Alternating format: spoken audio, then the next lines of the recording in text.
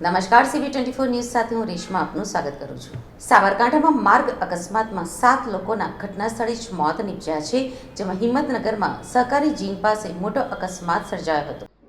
સાબરકાંઠામાં માર્ગ કાર ટ્રેલરની પાછળ ધડાકાભેર અથડાતા 7 લોકોના ઘટના સ્થળે જ મોત નીપજ્યા હતા, જેમાં એકની હાલત ગંભીર છે।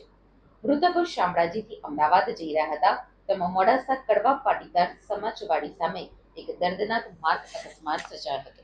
આ અકસ્માતમાં કારના ટુકડા થઈ ગયા હતા, જેમાં ઘટના સ્થળે હિંમતનગર પોલીસ કાફલો પહોંચ્યો હતો। તમામ મૃતકો અમદાવાદના રહેવાસી છે। ફાયર વિભાગે કારને કાપીને મૃતદેહોને બહાર નીકાળ્યા હતા। પોલીસે આગળની કાર્યવાહી હાથ ધરી હતી। હિંમતનગર સહકારી જીન મોડાસા કડવા પાટીદાર સમાજવાડી સામે આ ગમખ્વાર અકસ્માત થયો છે।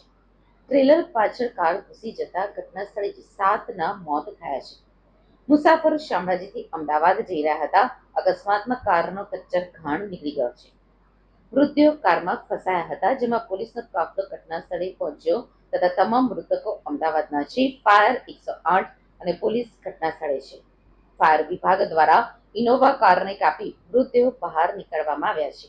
આ ઘટનાની જાણ થતાં જ હિંમતનગર પોલીસનો કાફલો ઘટના સ્થળે ઘસી ગયો હતો।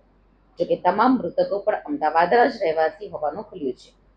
પોલીસ તપાસમાં એવું જાણવા મળ્યું છે કે GJ01RU0077 નંબરની ઇનોવા કાર પૂરપાટ ઝડપે શામળાજી તરફથી આવી રહી હોવાનો અહેવાલ છે।